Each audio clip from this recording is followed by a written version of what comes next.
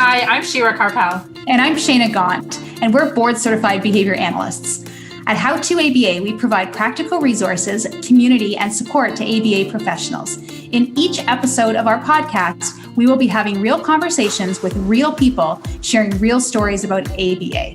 We'll share relevant strategies and actionable tips that will make us all better ABA practitioners. It's the ABA content you need that you're not going to learn in a textbook.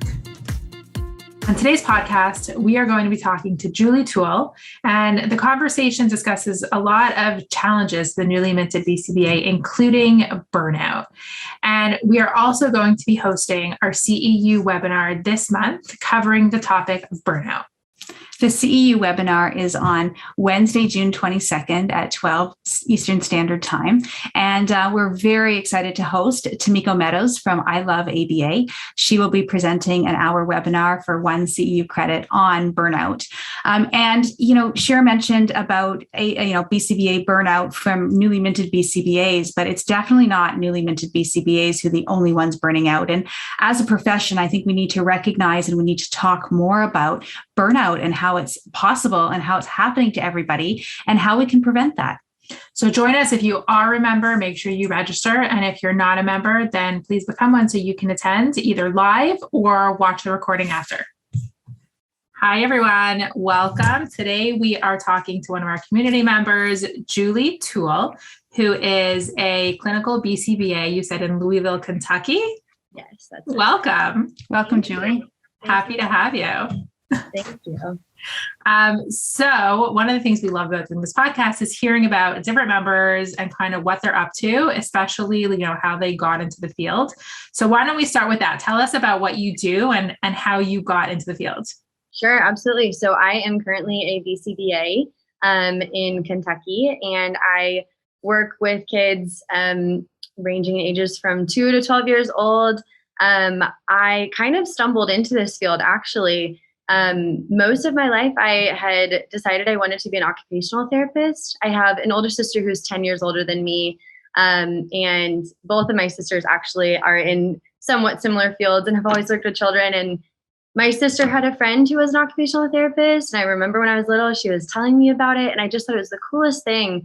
So I really wanted to do that. And then in college, when I was about to graduate, I started shadowing at some OT centers. And I liked it, but just didn't feel that passion that I was expecting to feel once I kind of started to get more into it. And then I was lucky enough to have a family friend who introduced me to the field of ABA, had me come out and shadow at the clinic that she was at. And immediately I just fell in love with it. I loved the clients. I loved the environment.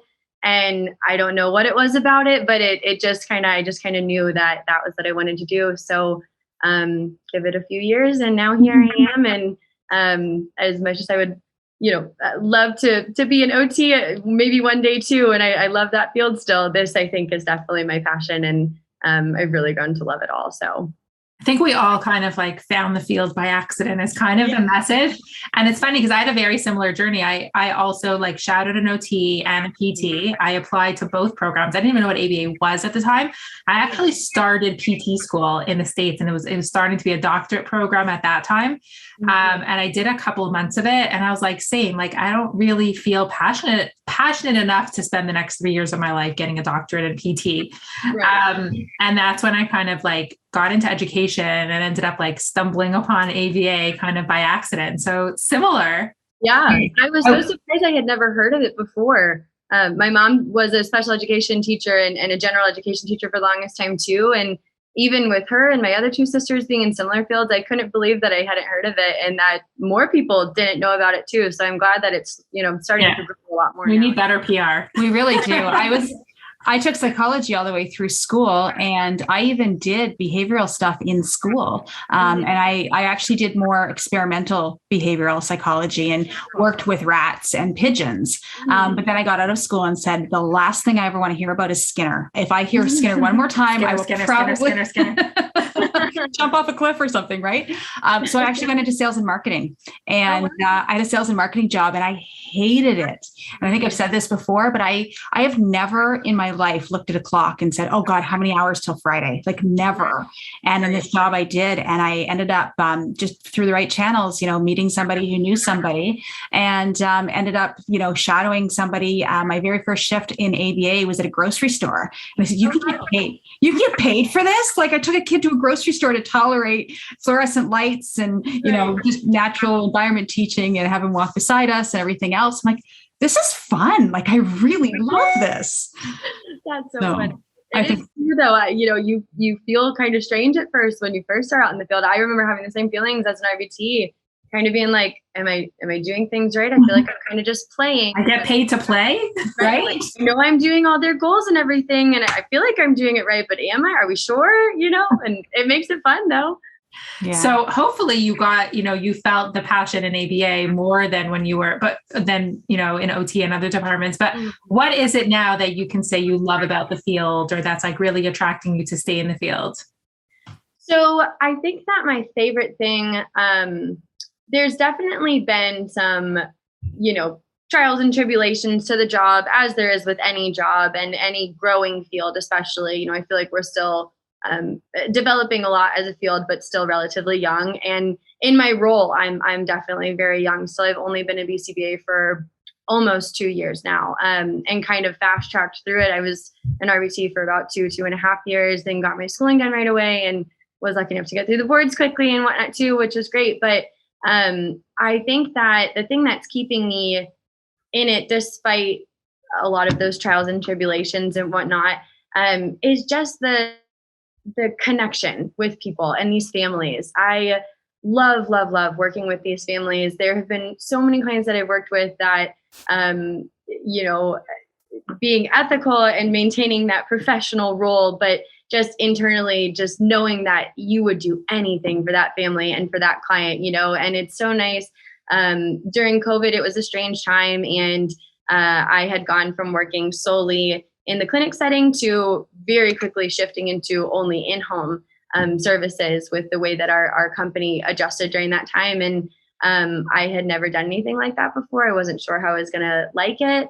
And man, it just made even more of a difference because you had even more of a connection to these families now. And it was just so cool to truly see the differences that you're making. And I feel like a lot of people in this field were always similar personalities and very humble and whatnot. And I don't know about you guys, but I kind of get a little uncomfortable when I tell people what I do and they're like, oh, wow, you're changing lives. Cause I'm just like, no, I'm just, these kids and they're sweet. I don't know how to take that sometimes because I don't see it that way. I just see it as making a connection with these families and helping them through things. But I think that was a very neat thing for me to be able to experience unexpectedly, was being able to see the things that I do in my sessions and see how they directly apply at home with parents. And, those little victories that we always are celebrating, getting to see them play out in real time, in a real setting, like, a child's home and with their siblings and whatnot. So that's probably my favorite thing. And one of my favorite things about the roles is getting to meet with parents and, just being able to see that connection between what we're doing during sessions and what happens in their natural daily life at home, or in the community or school or wherever it may be. I just think that is the coolest change to be able to see firsthand and know that you were able to have the opportunity to help with something like that, which is really cool. So. Yeah, it really does, seeing it at home and seeing it in everyone, in daily lives in their regular setting is absolutely monumental. And it's really nice to be able to see the progress over time. You said that you were a BCBA now for over 2 years. And, in that 2-year time frame, I'm sure that you've seen, kids grow and change, right? Yeah. And it's not really about changing, but it's about being able to learn from the environment. And that's really what our goal is. Right. One of the things that I loved about being in the home was being able to see how the family dynamics worked. And, when kids come into a clinic, you teach them and everything else, and you kind of use the pray and hope method of generalization, right? It's like, okay, I just pray and hope that they can take this home and everything will be okay. Right. Whereas at home, you can actually generalize, but not only generalize in the way that you would normally generalize at a clinic, but generalize based on family dynamic. So many times I've been in the home and, I'll say things to parents, and, some parents are very honest with me and say, Shayna, that's not going to work here because, you're suggesting that, as we sit down for dinner, we, do this, eats a variety of food program. Well, we don't actually sit down for dinner because, we've got, a few kids and this kid's going there and this kid's going there. And, we just don't do that. So it's not going to work. So, I'm glad you told me that. We can shift it around and we can, get creative with this. Just things like that. Or, dressing. Okay, well, just leave extra time in the morning for your child to get dressed. And then, you walk into the family home and you see how chaotic it is in the mornings and you go, oh, never mind. There's no leaving extra time in the morning to get dressed. We'll figure this out some other time.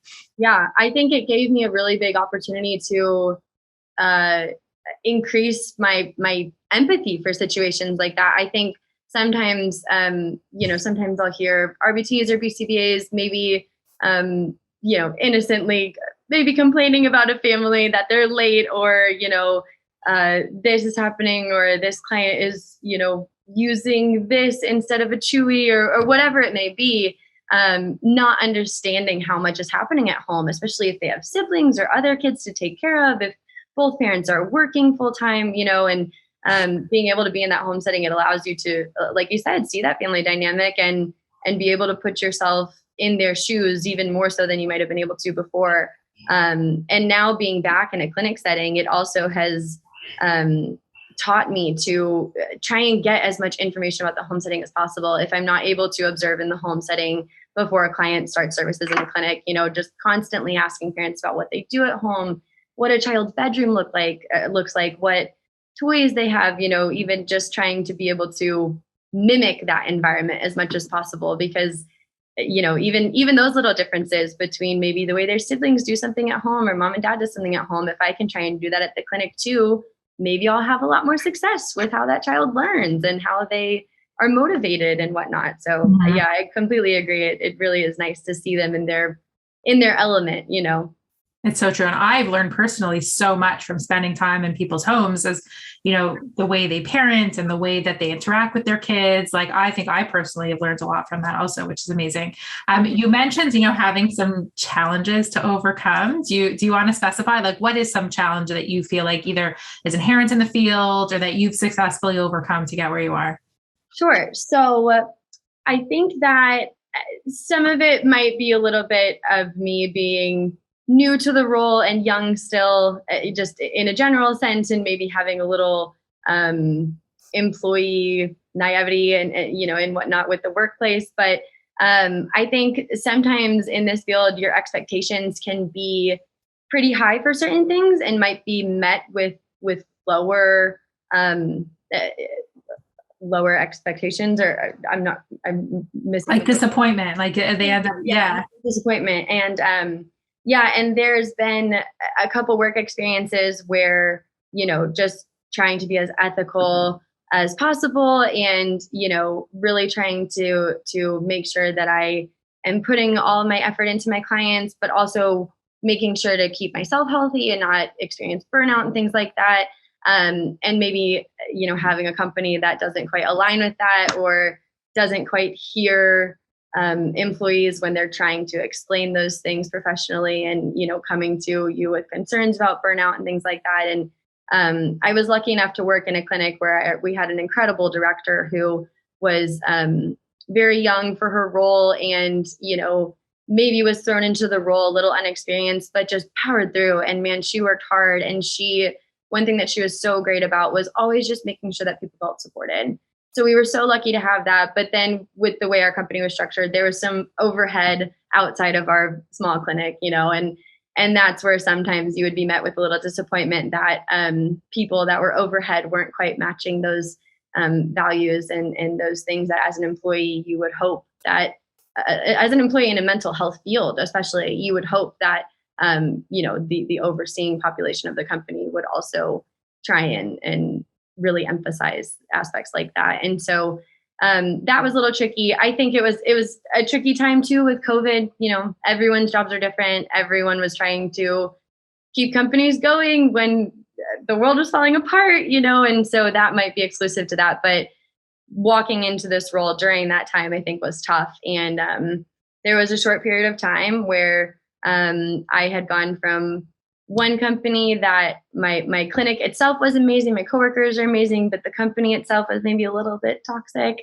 And then going to another company that again was a little bit similar, and it just was making me so upset because I started to think like, man, is this what I'm going to, have at any company? I don't just want to keep job hopping and trying to find this group that has the same values as me and it values their employees the same way I would hope to. And it was disappointing for a minute. I had actually thought about going into sales.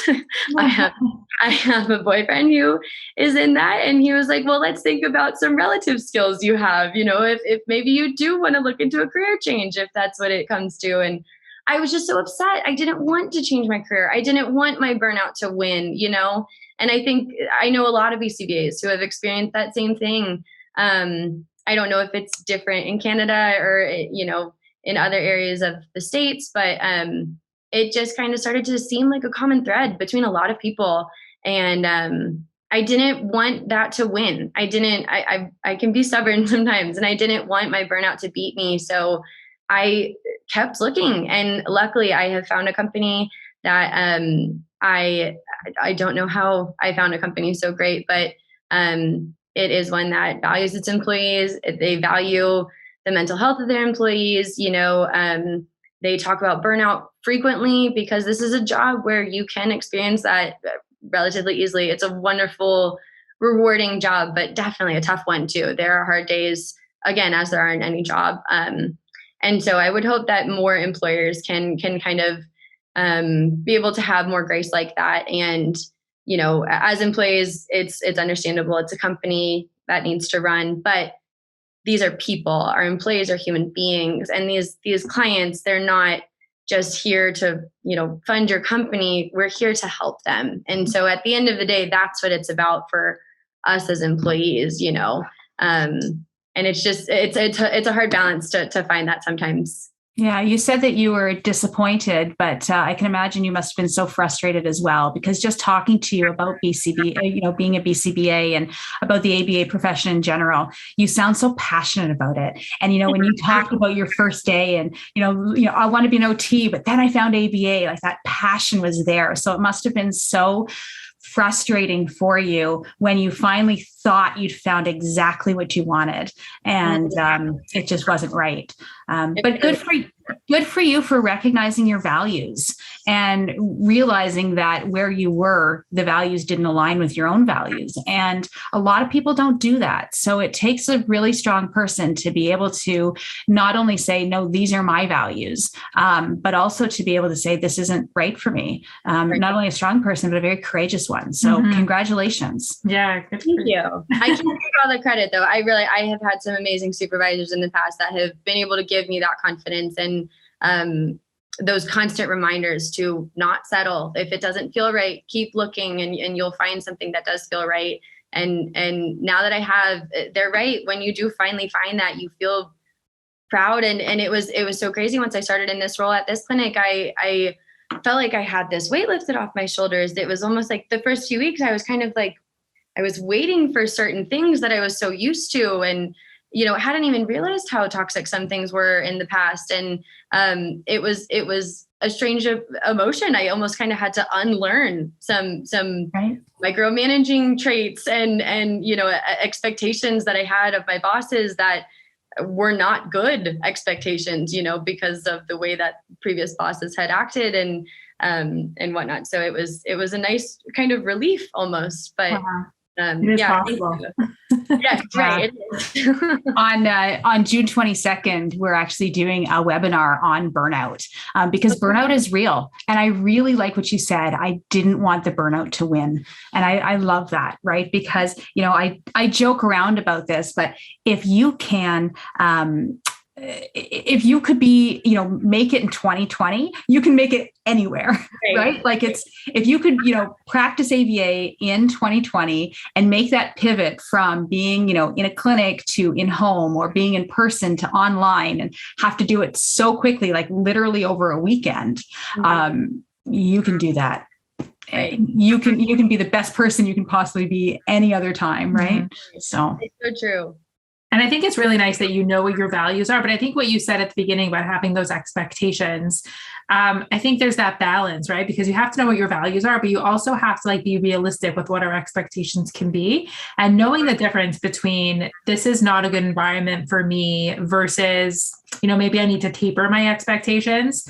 It's very challenging to know what the difference is. And I think with experience, you'll find that everybody kind of figures that out. But as a newly minted BCBA, I think that's really challenging to know the difference between, is this the wrong environment, or are my expectations unrealistic? Because they're both very possible. Yeah, absolutely. Especially just as a young employee in general, in any career. I'm only 25, and I think that that's something that I've been struggling with internally, where I have to really try and break it down, and like you said, kind of find that balance of, okay, am I being naive?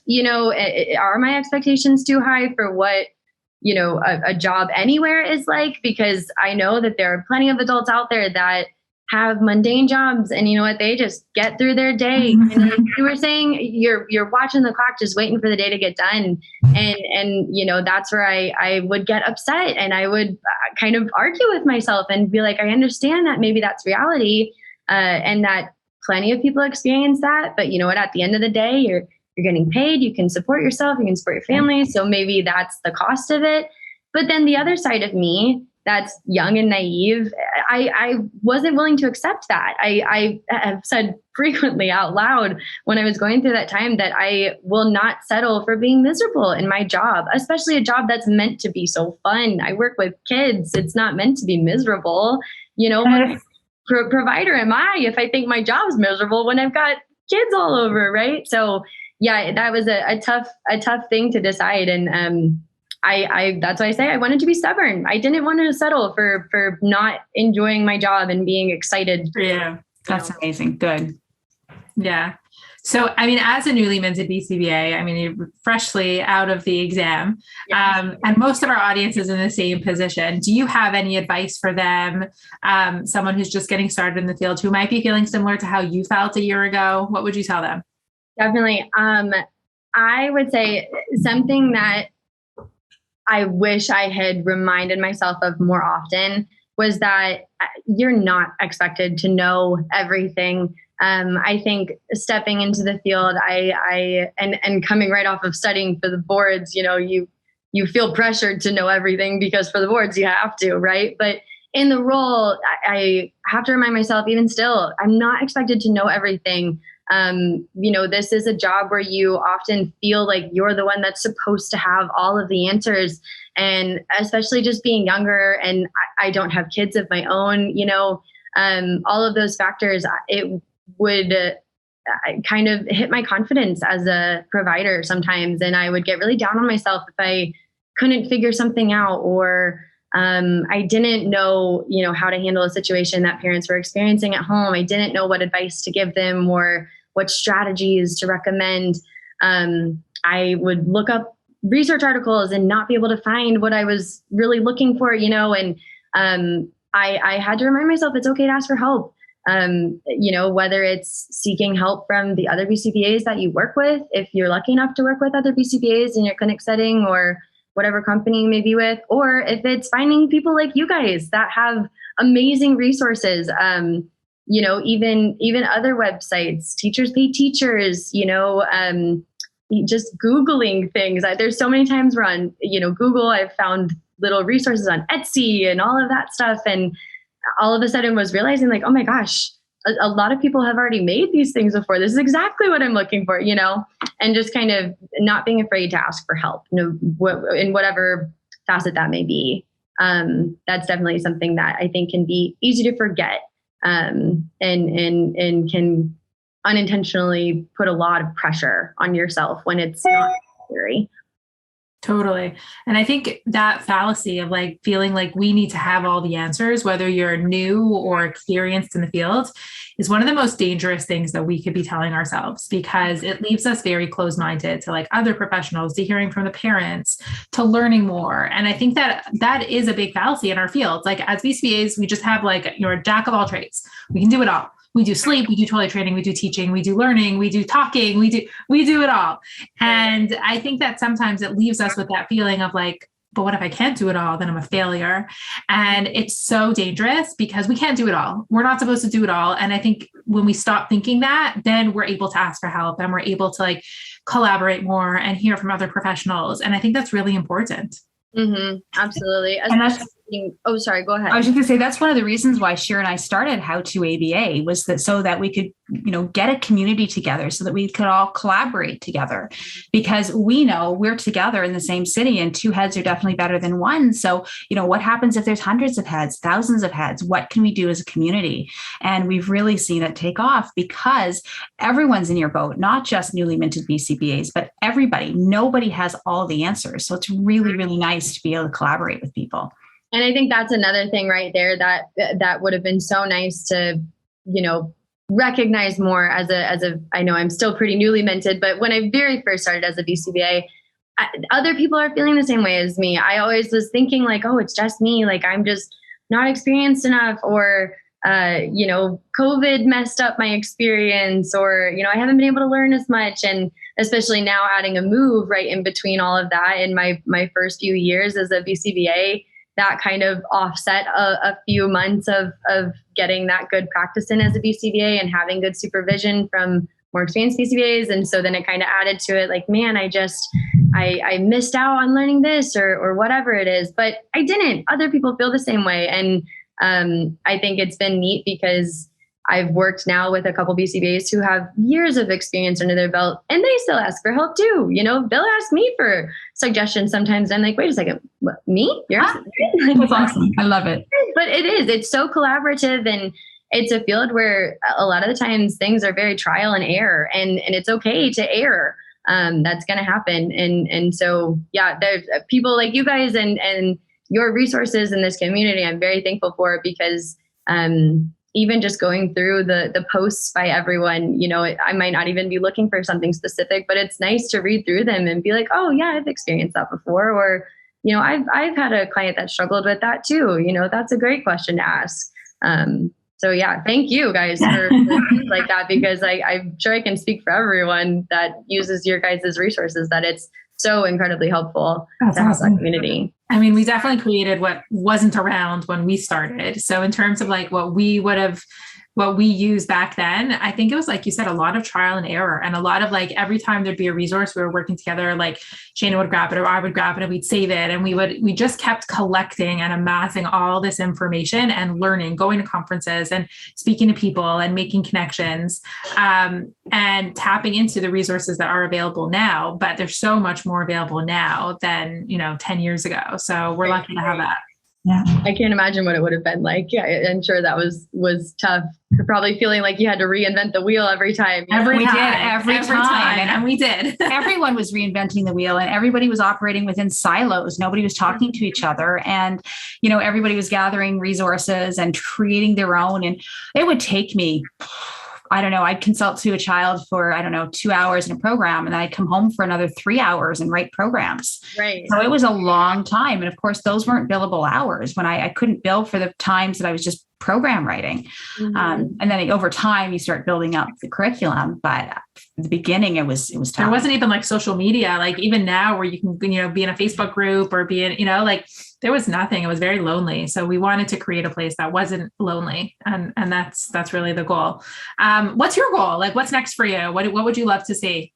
So I think that my future goal is, it's funny you ask. I try not to think about them often, because I want to just kind of focus on where I'm at now. But I would say my future goals are, I would love being able to, practice working in different environments. I love the clinic setting, but now that I've been able to kind of have a taste of in-home services, I would love to be able to move more towards that. I've always said that I think it would be really neat to be able to, own my own clinic one day, or my own company that maybe provides clinic or in-home services. But I joke that, one day if I'm not able to be a BCBA, I really this is going to sound so cliche, and I'm sure this is everyone's goal, but I would love to just be able to have this job, a job that just is meant to make people happy. And I love working with kids. I think something that would be so cool is, like I said, if I'm not able to always be a BCBA, maybe the hours get too rigorous if I have a family or things like that in the future, I would love to be able to provide some type of service to families, even if it's just a little neighborhood camp in the summers for families with kids with autism or with other various special needs. And just being able to be a support for someone in any capacity. There's so many places like little sensory gyms that are opening up now. And our town actually just got a sensory friendly barber shop, things like that are just so fun. And, maybe a little simpler than the life of a BCBA, but still doing something so relevant and so helpful for families out there. So I would say that I love my role as a BCBA. I love working direct with clients too. Sometimes I say I like being a RBT even more than a BCBA. I love it too. I still say, get out of the chair. I want to do this. I have to stop myself in supervision sessions sometimes because I'll unintentionally start to take over a little bit because I just love working with them. But so I would love to stay in this field as long as possible and in this role as much as I can. But like I said, if I'm ever not able to, just something relative that's fun and again, just supportive for those families out there. It's just wild that there are so limited supports for families out there. Families of any kind, whether the child has a diagnosis or not, just inclusive places, So as long as I can do something that preaches that inclusivity and just, accepting people for who they are and helping them through hard times when it's needed, then I'll be happy with whatever I do. Well, I'm confident that you're going to do that. You have the right values and the right attitude, and I can't wait to watch you change the world. Thank you. And let us know how it goes. Thank you. I definitely will. Thank you guys so much for having me today. Thank you. It was so nice to hear from you. Thank you for sharing. I know it sounds like it's been a bit of a rough road, but I'm so glad you're where you're at and that you're happy and that the field is feels like a good fit for you. So thanks for sharing. Good luck with everything. Thank you guys. I really appreciate it and all the work that you do and this community. It's really helped me in the position and helped me build my confidence and everything too. So really appreciate all that you guys do. That's awesome. Thank you. Thanks for joining today's conversation. Wherever you get your podcast, please go and subscribe, rate and review so others can find out about us too. For more from How to ABA, including free resources and ABA materials, visit our blog at howtoaba.com and make sure that you're following us on social media for more practical tips and updates.